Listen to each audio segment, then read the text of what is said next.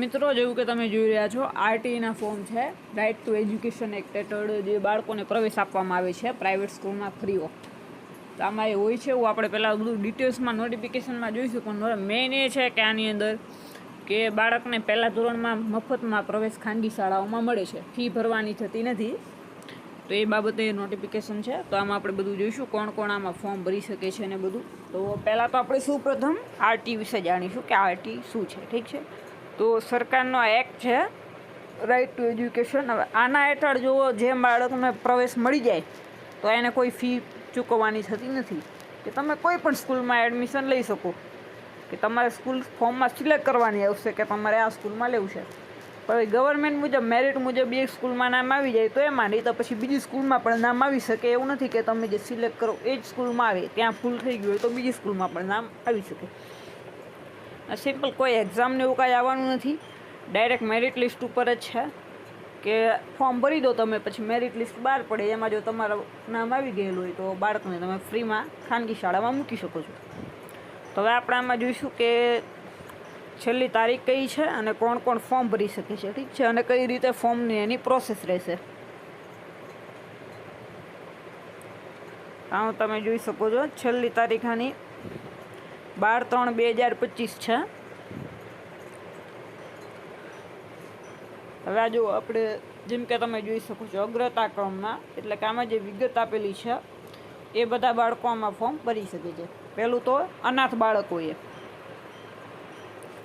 એના પછી બાલગૃહના બાળકો, સંભાળ અને સંરક્ષણની જરૂરિયાતવાળું બાળક, એટલે કે અનાથ હોય કે પછી પાલક માતા પિતાનું હોય કે બધું, બાળ મજૂર અને સ્થળાંતરિત મજૂરના બાળકો. નેક્સ્ટ છે મંદબુદ્ધિ, એટલે કે જે બાળકને શારીરિક રીતે ખોટ હોય કે સમજ શક્તિને એ બધું ઓછું હોય. એના પછી તમે જોઈ શકો છો કે એન્ટી રેટ્રોવાયરલની સારવાર લેતું જે બાળકો એ સિવાય જે ફરજ દરમિયાન શહીદ થયેલ લશ્કરી કે અર્ધલશ્કરી કે પોલીસ દળના જવાનના બાળકો હોય એ લોકો. નેક્સ્ટ છે જે માતા પિતાને એકમાત્ર સંતાન હોય અને સંતાન માત્ર દીકરી જ હોય. ઠીક છે, પહેલું તો તમારે એક જ બાળક હોવું જોઈએ અને એ પણ દીકરી હોવી જોઈએ, તો તમે ફોર્મ ભરી શકો છો. એના પછી છે રાજ્ય સરકાર હસ્તકની સરકારી આંગણવાડીમાં અભ્યાસ કરતા બાળકો. ઠીક છે, તો રાજ્ય સરકાર હસ્તકમાં જે સરકારી આંગણવાડીઓ છે એમાં અભ્યાસ કરતું બાળક હોય તો એનું પણ ફોર્મ આમાં ભરી શકાય છે. એ સિવાય બીપીએલ કાર્ડનું છે કે જો બીપીએલ કાર્ડ તમારી જોડે છે અને એની અંદર 0 થી 20ના ક્રમાંકમાં ગણાવશો તમે તો ભરી શકો છો ફોર્મ. અનુસૂચિત જાતિ અને જનજાતિ, એટલે કે SC ST વાળા તમામ બાળકો ફોર્મ આમાં ભરી શકે છે. પછી ઓબીસી, EWS, વિચરતી અને વિમુક્ત જાતિના બાળકો. ઠીક છે, તો એ બધા પણ અમે ફોર્મ ભરી શકે છે. એ સિવાય એમાં તમે જો જનરલ કેટેગરીના કે બિનનામત વર્ગના બાળકો પણ ભરી શકશો. ઠીક છે, હવે આમાં જો અગ્રતા ક્રમ કોનો હોય તો કે જે બાળક મંદબુદ્ધિવાળું હોય, અનાથ બાળક હોય, મજૂરનું હોય. ઠીક છે, પછી શહીદ પિતાનું હોય.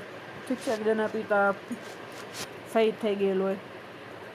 એ સિવાય એન્ટી રેટ્રોવાયરલ થેરાપી જેની ચાલુ હોય એવા. બાકી હશે મતલબ કે ફોર્મ તમે ઓલ ઓવર બધા ભરી શકો છો. આમાં બધા આવી ગયા, SC ST, વિચરતી વિમુક્ત જાતિ, જનરલ, ઓબીસી બધું આવી ગયું. એટલે કે ફોર્મ આમાં બધા બાળકો ભરી શકે છે. ઠીક છે, પણ અગ્રતા ક્રમ જેવું આપણે કીધું તો એ મુજબ એ બાળકોને પ્રાથમિકતા આપવામાં આવે છે એડમિશનમાં.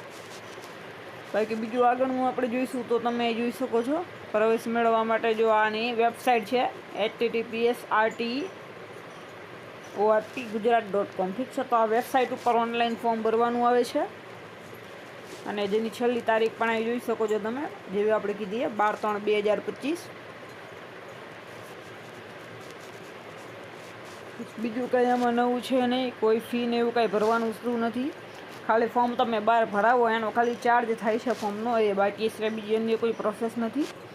તમે ફોર્મ આમાં ઘરે બેઠા ભરવું હોય તો પણ તમે ઓનલાઈન ભરી શકો છો, અને અમારી જોડે ઘરે બેઠા તમારે ભરાવવું હોય ફોર્મ તો પણ તમે અમારો કોન્ટેક કરી શકો છો કે તમને ઓછી ફીએ ફોર્મ ભરી આપવામાં આવશે અને પેમેન્ટ તમને પ્રિન્ટ મળે એટલે ઓનલાઈન તમારે કરવાનું રહેશે, ગૂગલ પે, ફોનપે જે વાપરતા હોય. બાકી આમાં ડિસ્ક્રિપ્શનમાં આપણો કોન્ટેક નંબર ને ગ્રુપની લિંક બધું મળેલું છે કે જે તમને આ ચેનલની બધી અપડેટ મળતી રહેશે. અને સિવાય આપણે આમાં બધી જે સરકારી સારી સારી યોજનાઓ હોય, એ સિવાય બધા જે સરકારી ભરતીના ફોર્મ હોય તો એની બધીને આપણે વિગતોમાં મૂકીએ છીએ. અને આપણી ચેનલમાં લેક્ચર પણ મૂકેલા છે મેથ્સના, રિઝનિંગના, એ બધા જે બાળકોને ઉપયોગી થાય. માટે જો વિડીયો ગમ્યો હોય તો લાઇક કરો, શેર કરો, ચેનલ સબસ્ક્રાઈબ કરો અને આવી જ માહિતી માટે અમારી સાથે જોડાઈ રહો. જય હિન્દ, જય ભારત.